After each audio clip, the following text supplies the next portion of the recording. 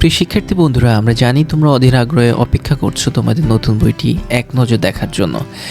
কিন্তু বর্তমান সরকারের বিভিন্ন প্রক্রিয়ার কারণে তারা নির্দিষ্ট সময়ে বইগুলো আসলে ছাপানো শেষ করতে পারেনি, বিধায় তোমাদেরকে আসলে এখন পর্যন্ত বইগুলো তোমাদের হাতে পৌঁছাতে পারেনি। তো সেই জন্য হচ্ছে যে তোমরা আসলে তোমাদের নতুন বইয়ের যে একটা আমেজ বা পাওয়ার যে একটা আনন্দ, সেটা এখনও তোমরা উপভোগ করতে পারোনি।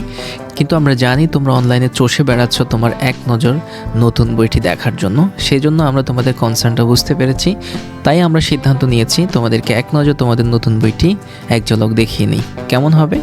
ভালো হবে আশা করছি, তোমরা সবাই এনজয় করবে।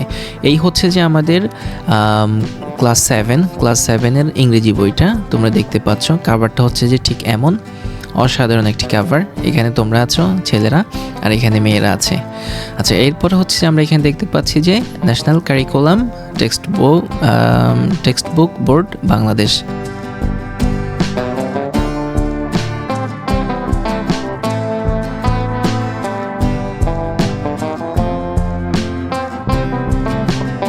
নতুন পৃষ্ঠায় যে বর্ণনাটা থাকে সেটা এখানে আছে। এরপরে আমরা এখানে দেখতে পাচ্ছি যে এই যে তোমাদের আসলে কি কি কয়টা ইউনিট থাকবে, তারপরে কি কি পড়া থাকবে, টাইটেলগুলো এখানে দেয়া হয়েছে। সো প্রিয় শিক্ষার্থী বন্ধুরা, তোমরা এখানে দেখতে পাচ্ছ তোমাদের ইউনিট 1-এ তোমাদের যে টপিক নিয়ে যে টাইটেল নিয়ে তোমরা পড়বা সেটা হচ্ছে যে অ্যাটেনশন প্লিজ। এটা একটা কনভারসেশন দিয়ে এই ইউনিটটি শুরু হয়েছে। এটা হচ্ছে পেজ নাম্বার 1 থেকে পেজ নাম্বার 9 পর্যন্ত। আচ্ছা, এরপরে হচ্ছে যে ইউনিট 2 হচ্ছে যে টাইটেল নিয়ে তোমরা পড়বা সেটা হচ্ছে মাই স্টাডি গাইড। এইটা নিয়ে পড়বা। এটা হচ্ছে যে পেজ নাম্বার 10 থেকে পেজ নাম্বার 15 পর্যন্ত। আচ্ছা, এরপর আমরা এখানে দেখতে পাচ্ছি যে ইউনিট 3-এর মধ্যে কি আছে, এখানে বলা হয়েছে যে হোয়াট আর ফ্রেন্ডস ফর।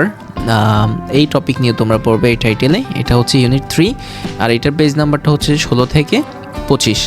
আচ্ছা, এরপর আমরা দেখতে পাচ্ছি যে এখানে ইউনিট 4 লেখা আছে আর এখানে লেখা আছে এটার টাইটেলটা people who make a difference. আচ্ছা, এটার পৃষ্ঠাটা হচ্ছে 26 থেকে 47। এরপর আমরা এখানে দেখতে পাচ্ছি ইউনিট 5 নিয়ে তোমরা পড়বা হচ্ছে যে টাইটেলে সেটা হচ্ছে গ্রেট উইমেন টু রিমেম্বার। আর এখানে পেজ নাম্বার হচ্ছে যে 48 থেকে 54 পর্যন্ত। এরপরে ইউনিট 6 নিয়ে তোমরা যেটা পড়বা সেটা হচ্ছে লেজা।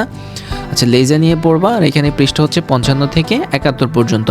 এরপর হচ্ছে ইউনিট 7, এখানে তোমরা যে টাইটেল নিয়ে পড়বা সেটা হচ্ছে যে গেমস অ্যান্ড স্পোর্টস। ওয়াও, তোমাদের গেমসও এখানে হচ্ছে যে গেমসেরও একটা পার্ট আছে।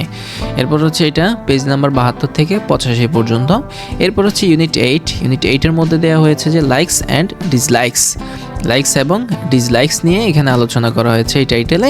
এরপরে এটা হচ্ছে পেজ নাম্বার 86 থেকে 97 পর্যন্ত। এরপরে নাম্বার ইউনিট 9, যেখানে বলা হয়েছে যে ক্লাইমেট চেঞ্জ নিয়ে এই টাইটেল তোমরা 98 পৃষ্ঠা থেকে 107 নম্বর পৃষ্ঠা পর্যন্ত পড়বে। এরপর হচ্ছে স্যাম্পল কিছু কোশ্চেন আছে, যেটা হচ্ছে যে 108 নম্বর পৃষ্ঠা থেকে 120 নম্বর পৃষ্ঠা পর্যন্ত। তার মানে আমরা বুঝতে পেরেছি যে তোমাদের বইটি 120 নম্বর পৃষ্ঠায় শেষ হয়ে যাবে। 1 থেকে 120 নম্বর পৃষ্ঠার মধ্যেই তোমাদের বইটি সীমাবদ্ধ। এবং এটি হচ্ছে যে টোটাল ইউনিট হচ্ছে যে ইউনিট 1 থেকে ইউনিট 9 পর্যন্ত। তার মানে 9টা অধ্যায় নিয়েই এই বইটা, 9টা অধ্যায় পাশাপাশি হচ্ছে যে 9টা টাইটেল নিয়েই তোমাদের এই মোটামুটি এই বইটা সাজানো হয়েছে। তো চলো আমরা এখন তোমাদেরকে এক নজর বইটি দেখিয়ে দিচ্ছি।